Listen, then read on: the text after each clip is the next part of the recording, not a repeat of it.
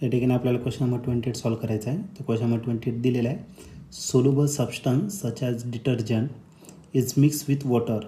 तर soluble substance दिलेलं आहे, जसं की डिटर्जंट आहे, ते जर वॉटरमध्ये मिक्स केलं, सरफेस टेन्शन ऑफ वॉटर, तर सरफेस टेन्शन काय होणार. तर हा क्वेश्चन 2021ला आलेला होता.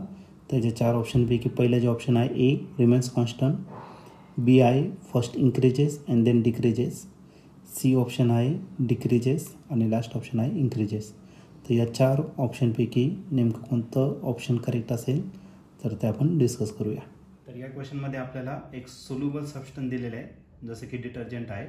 तो जर तुम्ही वॉटरमध्ये मिक्स केला तर सरफेस टेन्शनवरती काय इफेक्ट होणार ते बघायचं आपल्याला. तर याच्या 2 कंडिशन असणार आहे. जे तुम्ही मिक्स करताय तर ते डिझॉल्व्ह होणार आहे का कम्प्लिटली डिझॉल्व्ह होणार आहे का पार्शली डिझॉल्व्ह होणार आहे.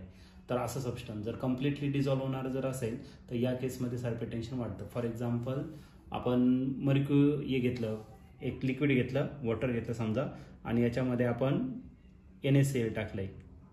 NaCl मीन्स खाण्याचं मीठ टाकलं आपण याच्यामध्ये, किंवा शुगर टाकलेली. शुगर काय होते, कम्प्लिटली याच्यामध्ये डिझॉल्व्ह होऊन जाणार. ओके, डिझॉल्व्ह झाल्यानंतर याचं सरफेस टेन्शन इन्क्रीज होणार. पण याच केसमध्ये हे कोणासाठी केलं तर आपण शुगरसाठी.